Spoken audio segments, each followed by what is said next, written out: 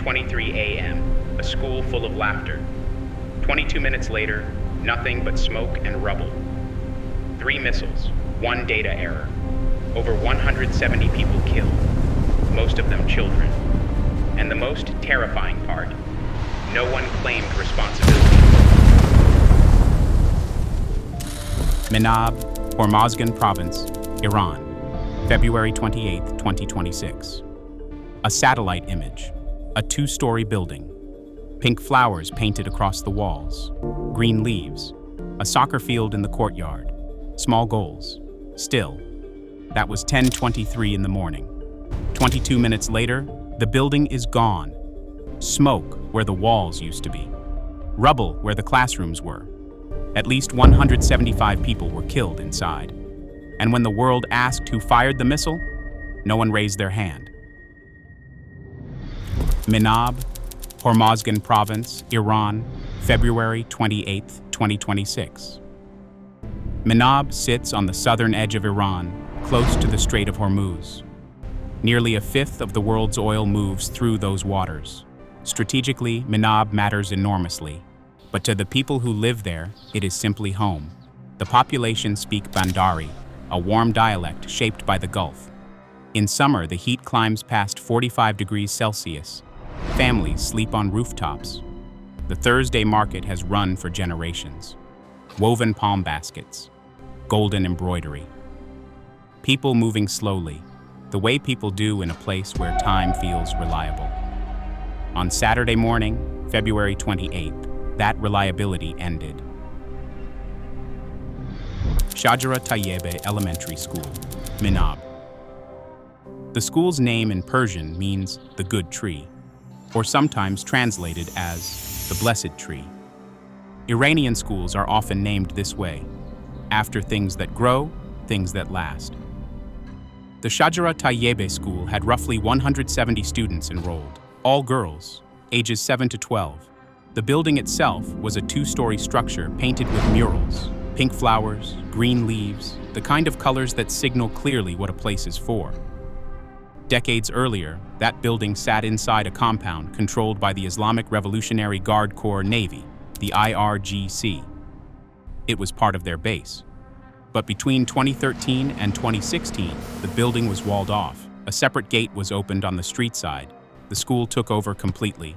By 2017, satellite imagery showed soccer field markings painted in the courtyard, children's drawings in the windows. A pharmacy and a clinic operated in the buildings between the school and the remaining military complex. The military base was still there, roughly 200 meters away. The school was not part of it.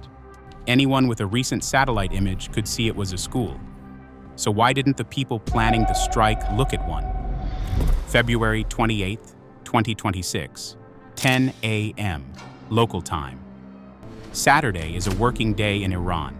Saturday is also a school day.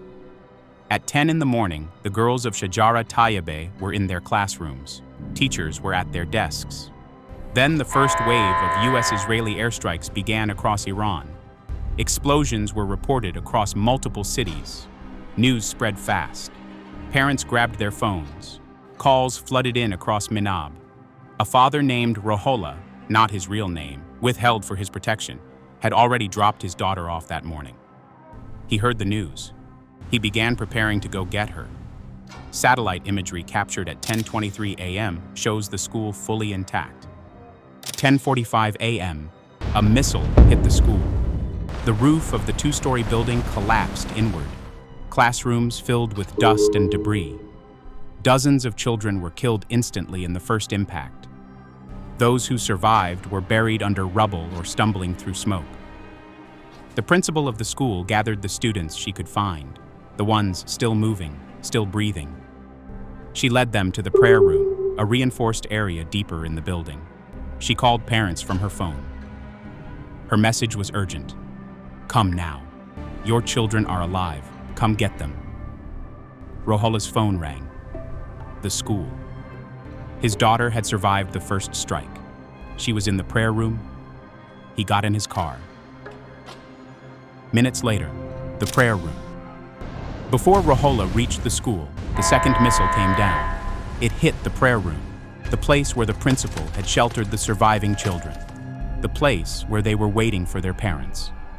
First responders from the Iranian Red Crescent who arrived on scene described what they found.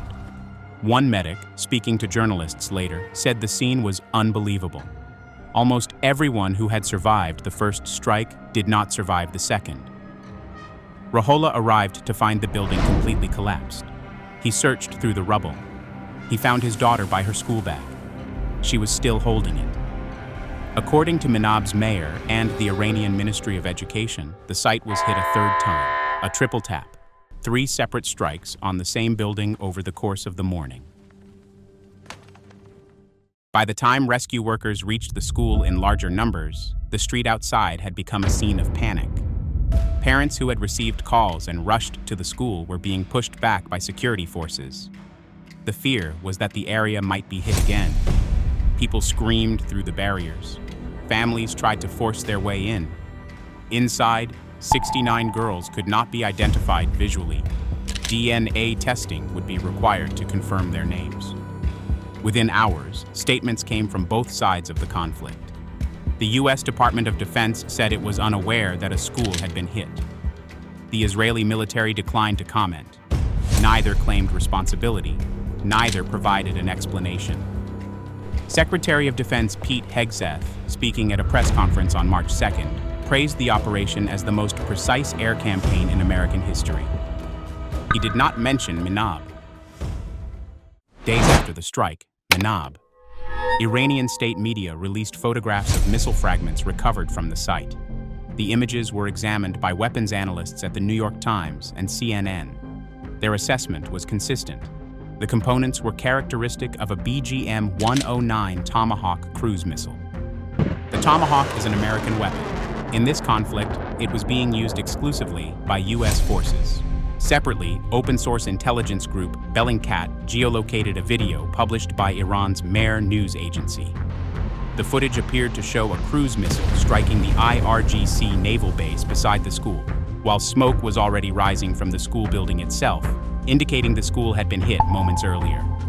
The Pentagon had already published its own footage showing U.S. warships firing Tomahawk missiles toward Iran on February 28th. The timing matched. The Al Jazeera Digital Investigations Unit published a reconstruction of the strike using verified satellite imagery and geolocated video. The school was intact at 10:23 a.m. It was hit at 10:45 a.m. The military base beside it was struck around the same time. Here is the detail that changes everything. Between the school and the IRGC base sat a clinic, the Martyr Absalan Specialized Clinic. It had been walled off from the military compound between 2022 and 2023. It was a clearly civilian medical facility. The clinic was not hit. The missile struck the school and it struck the base, but not the building directly between them. That is not the pattern of a stray shot. Whoever fired had coordinates specific enough to skip one building and hit the ones on either side of it. The coordinates were precise. They were just wrong about what the school building was. U.S. Military Internal Investigation, March 2026. The strike on Shajara Tayyebe was a targeting error. The Defense Intelligence Agency had provided coordinates that classified the school building as part of the IRGC naval base. Those coordinates were outdated. The school had been separated from the base a decade earlier. The data in the targeting system had not been updated. Officers at U.S. Central Command built the strike package from that information.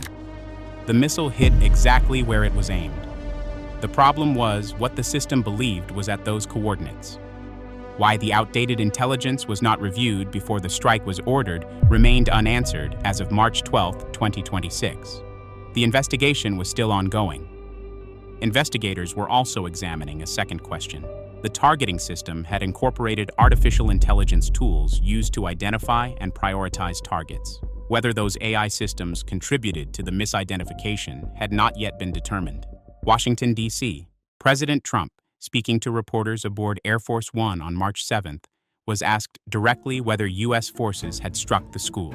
He said, based on what he had seen, it was done by Iran. When a reporter pointed out that Trump appeared to be the only official in his own administration saying that, He replied that he just did not know enough about it. At the same time, U.S. Central Command issued a statement saying it would be inappropriate to comment given that the incident was under investigation. On the Senate floor, Minority Leader Chuck Schumer addressed his colleagues directly. He reminded them that Iran does not possess Tomahawk missiles. By March 11th, 44 U.S. senators signed a letter to the Department of Defense demanding answers. Minab, Iran, March 3, 2026. Thousands of people filled the streets of Minab. The funeral procession stretched through the city. White shrouds, small coffins. Some of the coffins had photographs pinned to them. School portraits, the kind taken at the beginning of the year when everything is still ordinary. An aerial image taken that day showed rows of freshly dug graves stretching across a cemetery 8 kilometers from the school. The school was called Shajara Tayyebe, the Blessed Tree. In Iran, schools are named after things that grow and endure. The building that housed it had been a school for more than 10 years by the time it was destroyed. The soccer field, the murals, the separate gate on the street, all of it visible in imagery that anyone could have pulled up. A missile is not a blunt instrument. A Tomahawk cruise missile is designed for precision. It goes where it is told. The question was never about the accuracy of the weapon. The question was about the accuracy of the information behind it. Rahola knew where his daughter was. The school had called him. She was alive. He drove to her. The targeting system knew where the building was. It had coordinates. They were a decade old. One of those 2 sources of information was right.